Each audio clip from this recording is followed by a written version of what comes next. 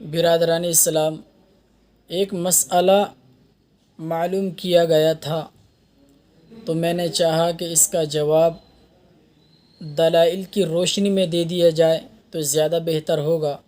مسئلہ یہ معلوم کیا گیا تھا کہ قبر کے اندر عہد نامہ رکھنا کیسا ہے، کیا یہ شرعی حکم ہے؟ تو جواب سنیے۔ قبر میں عہد نامہ رکھنا محض بدعت ہے اور اس میں اللہ کے نام کی توہین لازم آتی ہے، اس لیے کہ میت کے پھولنے پھٹنے سے عہد نامے میں لکھے ہوئے متبرک کلمات کی بے حرمتی ہوتی ہے۔ کیا ہوتی ہے؟ بے حرمتی ہوتی ہے۔ فالمنع ہا ہونا اولا، شامی زکریا، جلد نمبر 3 صفحہ نمبر 57، 50 اور 7، 57، یہ عبارت ہے فتاوی شامی کی۔ اسی طریقے سے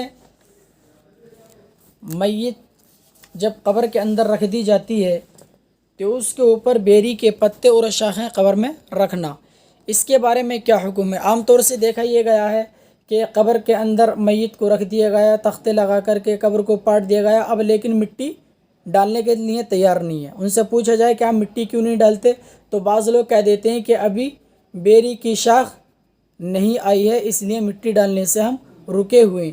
تو آئیے دوستو اس بارے میں بھی جانتے ہیں کہ قبر کے اندر بیری کی شاخ، اس کے پتے رکھنا کیسا ہے، شریعت میں اس کا کیا حکم ہے؟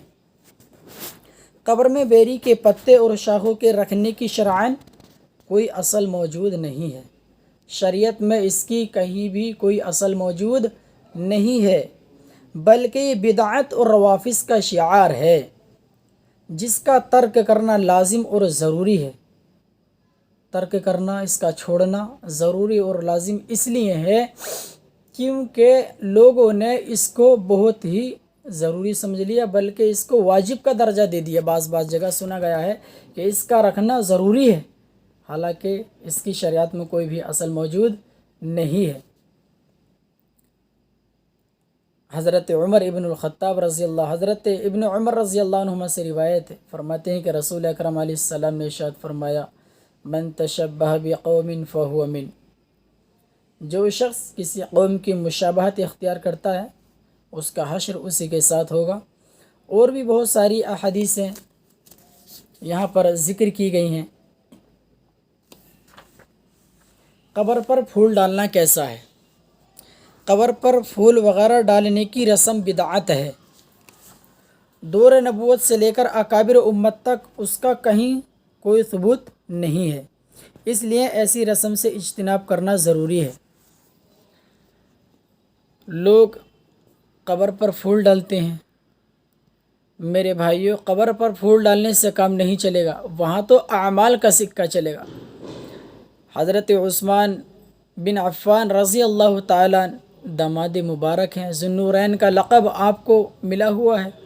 اللہ کے رسول علیہ السلام کی دو بیٹیاں آپ کے نکاح کے اندر ہیں، لیکن جب قبر کا مرحلہ آتا ہے، قبر کا ذکر آتا ہے تو پھوٹ پھوٹ کر کے روتے ہیں۔ حدیث کے اندر آتا ہے کہ اتنا روتے ہیں کہ آپ کی لحیہ مبارک، آپ کی ریش مبارک، آپ کی داڑھی مبارک آنسوؤں سے تر ہو جاتی ہے۔ لوگ معلوم کرتے ہیں عثمان جب جنت کا ذکر آتا ہے، جہنم کا ذکر آتا ہے تو آپ نہیں روتے، لیکن جب قبر کا مرحلہ آتا ہے، قبر کا ذکر آتا ہے تو آپ روتے ہیں، اس کی کیا وجہ ہے؟ حضرت عثمان بن عفان رضی اللہ تعالیٰ عنہ فرماتے ہیں، اے لوگو، قبر آخرت کی منزلوں میں سب سے پہلی منزل ہے، اگر قبر کی منزل کے اندر ہی نجات پا گیا تو اس کے بعد آنے والی منزل اس قبر سے کہیں زیادہ آسان ہوگی۔ تو میرے بھائیو قبر کے اندر پھول پنکھڑیوں سے اور بیری کی شاخوں سے کام نہیں چلے گا، وہاں پر پوچھا جائے گا من ربو کا، من نبیو کا، ما دینو کا۔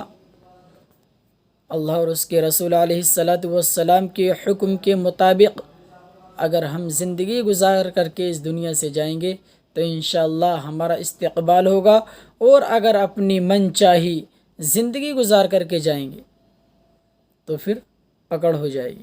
بہرحال جو باتیں ذکر کی گئیں بیری کا رکھنا، پھول وغیرہ کا قبر پر ڈالنا شریعت میں کہیں سے کہیں تک بھی ان کی کوئی اصل موجود نہیں ہے۔